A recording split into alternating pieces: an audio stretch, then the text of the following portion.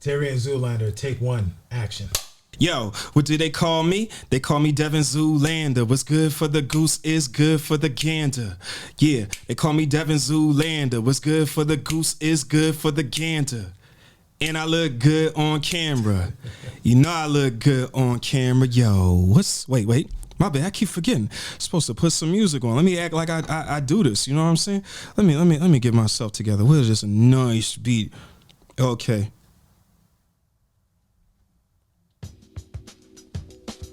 A little fast. Okay. Yo, what's up? It's your homie, Devin Zoolander, coming all the way live from my domicile. And today is a very special day because, you know, sometimes you get a bio, but you don't quite read everything. Sometimes you ask for a headshot and you just use whatever the hell one you want. You could be using the headshot of the brother with the blonde hair, or you could be using the headshot of the brother before he had his awakening and when he had just the regular black hair. But it's all good. Now, this brother that I'm about to introduce you to is somebody that I learned about by way of this city paper right here. Shout out to the city paper for doing an article on a prominent black man in the city of Pittsburgh. And this brother is a comedian, he's a writer, he's an actor. I'm sure that if the opportunity presented itself, he would probably be doing some voice acting as well, or he has done some voice acting, and he is somebody that I am highly impressed with, and it is an honor to have him here. Without further ado, please put your hands together for the one and only comedian extraordinaire, Terry Jones.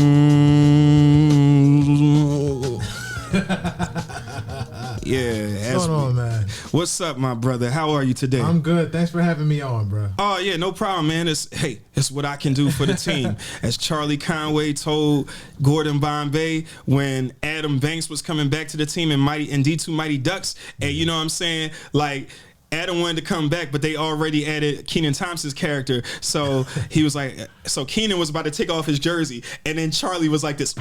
He was like, wait, keep your jersey.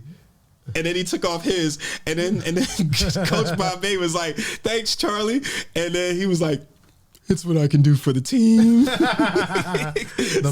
Ducks. The Mighty Ducks. If you don't know about that, then your childhood was butt. That's funny. Yo, I have done voice acting too, by the way. I know. I know. We definitely talked about that. Funny, but you know, when you're doing your intro and you in the zone, sometimes you forget everything you just talked about. It's all good, brother. Right. Yeah. So, Terry, please tell us a little bit about who you are. Yeah. I mentioned some of the things in the intro I did for you that you do, but I want you just to give your own explanation of what are some of the things that you do, and what is one project that is currently occupying a lot of your time? First of all, I'm a dad first. That's the number one. I put that above everything. There we go. I mean, you know, I put God first, and then I put fatherhood. Yes. Right. Dad first with my daughters. And let's get the stickers off all of them now that you said something. Yeah, they put the stickers over my baby. Yeah, you know, dad first, and this was a beautiful moment for me to be able to share with my children.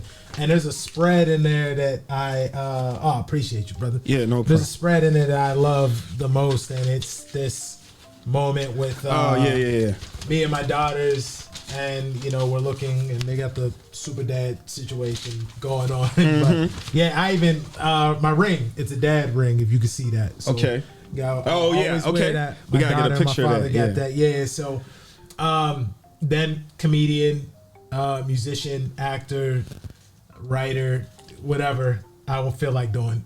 Whatever the universe wants me to do. Let me not have say it like that. It's whatever God chooses for me to do, and how he uses me as his conduit. So that's what I choose to do. I've been in Bigfoot the movie. The sequel comes out this fall. It's a comedy horror movie, if you haven't seen it. Okay. It's on streaming services. It was on Amazon Prime. You can still rent it on any streaming service, but it's on Tubi as well. Mm-hmm. Sequel's coming out. We're talking about voice acting, and speaking of mental health and voice acting, I actually am one of the voices that does. Actually, I do multiple characters on a program called Raise, and it's for people with bipolar disorder, and they use it to help educate people on how they can help themselves and be better dealing with bipolar disorder. So I play like multiple characters on there. Done skits, morning radio, podcasting, stand-up comedy, of course. I mean, the list goes on. I'm not somebody that really likes bragging about himself, as you could probably tell. Some people are like that. They like to name every accomplishment, but you know, I've been blessed, and you know, I just take every moment in stride. You know what I'm saying? So. Wow, man. Well, let me just say that is one hell of a resume, and I appreciate you because I know that you don't like talking about yourself in that way. But just like in my earlier interview that I had, shout out to Natalie Bensavenga, where she has won a lot of awards, and she doesn't say them when she's going into negotiating rooms to flex or anything. She's saying that because when you're doing negotiations, people on the other side of the table that got the money, they're looking for every reason to knock your price down. Absolutely. So if you don't come with all of your credentials ready to go and spout out like that, then they're just going to knock you down. It's true. I've dealt with it in entertainment. I've been doing entertainment since I was 18. So, I don't brag about myself enough. You know what I mean? But I don't need people to like. I don't need all the likes and all the attention all the time. I'm not doing this for an ego thing.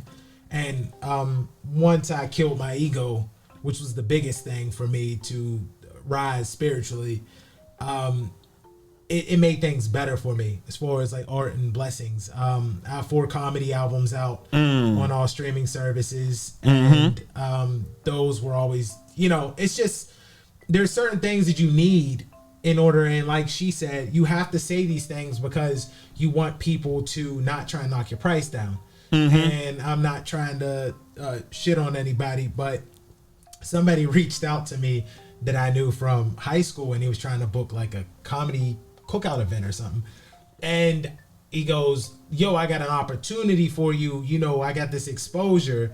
And I'm like, this, you know, like, no, this is the minimum you have to pay me in my contract. Like, I can't, not the exposure. And for him, he didn't know. Right. And literally 2 days later, I get booked with Eddie Griffin, and it's like, you know what I mean? And I'm showing, and I'm just like, yo, I don't need the exposure. You know what I mean? Like, yeah. If people don't know who you are, and they feel like if they don't see you as a household name, they think you're not doing anything. And then they find out that you've done many things, you know, but it's just not worth bragging about. You know what I mean? Because people don't care about the past. They only care about what you're doing presently and the future, right? Yeah.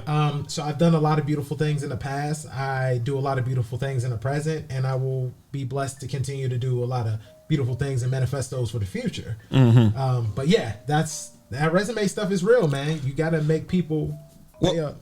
Well, how about this? We're going to take a left turn. I appreciate you breaking that down for us. Well, what I want to do right now, because I didn't do my due diligence and make sure that I knew that you had all of this, and I just pulled you up, all this music and stuff and comedy on all streaming platforms. Yes. So what I would like for you to do is to recommend you could play it. Let's listen to like something, like let's get like a minute, 30 seconds, 2 minutes of something that you got. What should we play? You could just hit play and it'll. Okay. My favorite thing on here is an intro, and again, me being the dad that I am, I talk about my kids on here. There's a intro to the first album. So on the Afro Bebop album, and you can probably see this right here. On the Afro Bebop album, that's my daughter, my oldest daughter, my firstborn. On the cover? Yes, when she was 1. That's dope. And that's me on top of, like, it's Marvin Gaye from Here My Dear. And, you know, the whole point was I had these different albums, Limbo Negro, Comedy Ghoul from Tokyo Ghoul, Limbo Negro 2. And these two I recorded in Canada when I was headlining. But she's on the cover, and there's an intro I have with Frizzy, who's an Emmy Award-winning rapper. Yes, I've heard of Frizzy. Guinness World Record breaker. 40 under 40 1 year too. Absolutely. I know exactly who Frizzy is. So we're friends, and this probably means the most to me. We actually have a song together called No Justice, No Peace. Okay. But this Afro Bebop intro. You playing now? Okay, let me see this. And this is the intro to that comedy album. And that's Okay. me doing the voiceover as a character. I want to tell you a little story. This is the journey of a man who lost his rhythm, who dreamed his whole life for happiness. Searching in the wrong places kept him curious, until he met a spirit that was mysterious. The spirit said to the man in the crossroads, he will need to put ego aside and search within, if he ever wants to hear his life's music again. That sound was the legendary. He grew with blessings and success, he was skybound, but he entertained ego and karma came around. The bitch showed her wrath and had no mercy on his Wait. And we can pause real quick, man. Hey, I know I love this, man. You're a father, you have 2 young daughters, Yeah. but I love how every once in a while you gotta let that strong bitch. Oh, you gotta let it out, You gotta let it just caught me They get upset when I do it, but my daughters are like, "Daddy, we heard that." Yeah, you know, right. Better to hear. tribute to Dolomite. Oh, absolutely. Did you see Eddie Murphy's? You know I did. Right. Why am I asking I'm you a goofy biggest Eddie question? Murphy fan. Yeah. In that, my daughters are in the song and Frizzy. Okay, all right. Let me keep going. He cried, I no longer hear that sound. Now as he dropped from the stars to earth's ground, in the core like a phoenix he rose from limbo, now a ghoul. Out to prove to everybody he's no one's fool.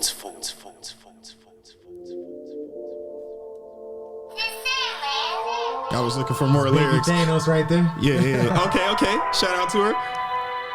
That's my firstborn heiress who's on the cover.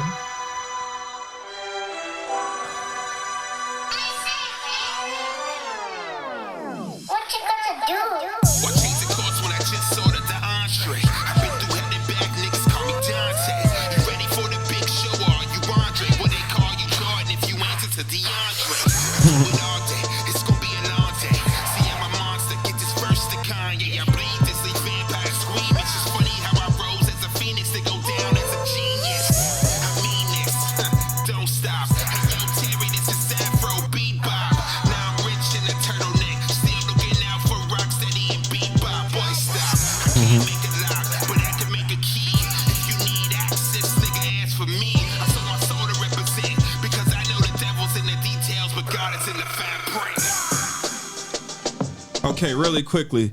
That's some powerful stuff. I think what's really interesting about it is that I'm getting like some Saul Williams vibes a little bit from it. Definitely I could see a little bit of like going back in time to like the Last Poets and maybe a little bit of Gil Scott-Heron, but there's also maybe like an undercurrent of some Nas somewhere in there as far as like the responsibility to educate people and to let them know what's going on. Yeah, Frizzy did a good job on that verse, bro. Yeah. He killed that. It's, you know, the whole thing was there's a tribute to Richard Pryor in there as well when my kids say, "Hey man," they say, "Man." Okay, And then they say, my oldest says, "What you gonna do?" That's Jim Brown. When he approached Richard Pryor through his issues and asked him, "What you gonna do?" The references to Dante that he wrote in there, and you know, we're so tight that he just knew. The original idea for this album was to make a trilogy like Dante Alighieri did, who was an Italian poet who wrote Inferno, Purgatory, and Paradiso. And that was about, you know, hell, purgatory, and heaven. And it's a very deep thing when you can break down and figure out what exactly it all is about. But he touched heavy on that stuff, and that was big. So yeah, that is something special to my heart because I was able to get one of my best friends, Keisha, her daughter plays the saxophone on there. Roscoe Wiki does the beat. I was able to get my kids involved, her daughter involved, and it has someone historical like Frizzy on there. So let me ask you, one of my favorite lines, I believe it was in Thug's Mansion, Nas and Tupac, where Nas was talking about, and if I die, know all of my album supporter. So now I'm asking about royalties because she is an artist on here. Yeah. So how does that work as far as, like, let's say long down the line, you're no longer here. Yeah. She's still going to be able to collect like residuals and stuff off of being on your projects. she should be able to. Yeah, Okay. absolutely. I would never keep anyone from anything. And you know, streaming, you don't make as much as you should with streaming. Yeah, if yeah. I'm being completely honest, it's actually, you know, my biggest money and payouts were coming from Pandora or iTunes purchases and stuff. But now you pay $5, $10 a month for unlimited streaming. Nobody's going to buy your tracks anymore. Nah. So yeah, there will always be a setup for her to have something and my kids to have something. You know, I own all this stuff. I own my music, I own my comedy, I own the masters of the stuff that I have out. And you know, I've been offered opportunities where people wanted to produce it for me or work with a production company, and I said absolutely not. If I could do it myself and make 100% of the profits, shout out to Nipsey Hussle, because that's, you know, I remembered something he said many years ago, and they thought he was crazy when he sold that mixtape. Remember, he sold a mixtape for, it was some crazy amount. It was like $500,000 for a mixtape, like out the trunk of his car. And he put it out there and said, "No, I'm worth this," and Jay-Z bought it. Everyone thought he was crazy, and Jay-Z purchased it from him. And you know, before he passed away, he was doing dealings with Tidal and Rock Nation, but he owned his own stuff. It's very important for us to own our own stuff because people need to understand like the terminology of masters. But all that I own. The other thing I would say is you could listen to my songs. This is my statement, Sounding Like Chaplin. I know we want to get into the interview, but those are things that I would refer. I think you would love Sounding Like Chaplin as talking with each other as pro-black. That is a song about the emasculation of black men. The music video for This Is My Statement shows heavy imagery of the emasculation of black men and the abuse.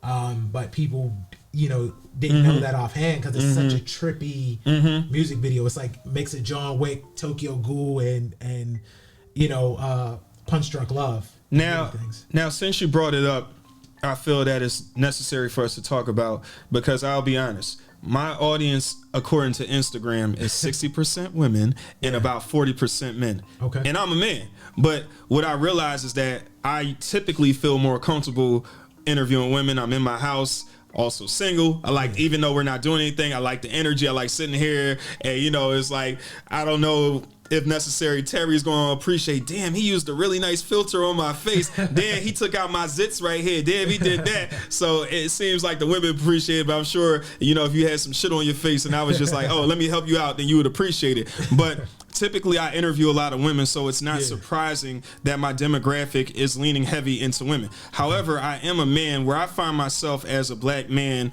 is that I do understand that there has been and there continues to be, I don't like the word agenda, but I will say there are people out there that make a concerted effort to try to present a more harmless version of black men that often leads to it being emasculated, or I don't like the term feminized too much, but we get it.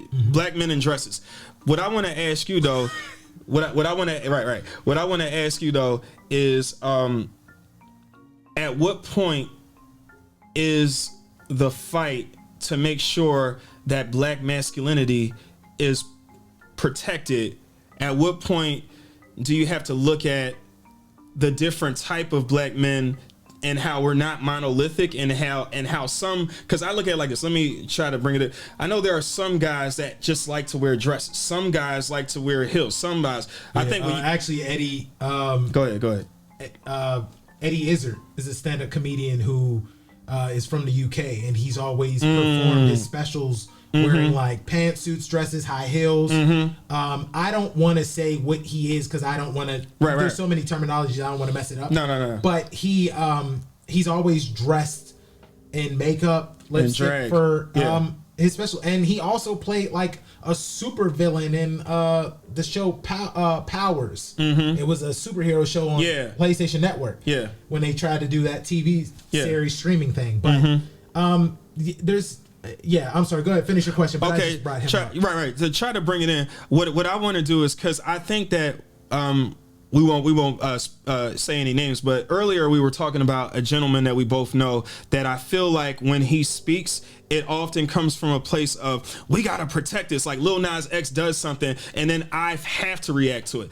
I think what I hear you talking about is more of, if in order, I want to hire Terry to give him his own sitcom on ABC. Cool, I'm with that. My kids get to be a part of it too. My team gets to be a part of it. Cool. But then the only way you can do it, you have to do at least one scene where you're wearing a dress. I think I agree with, I don't want a black man, if you're not comfortable doing that, to compromise. However, I want to make sure we separate that from black men that are comfortable, like if you are a Lil Nas, right, like a Kid Cudi, because there's room for black men, because I don't want to wear a dress, but at the same time, I also don't want to I don't want to spend my time talking about, oh, you're wearing a dress, what's wrong with you? I don't want to do that either. So where do you fall on all that?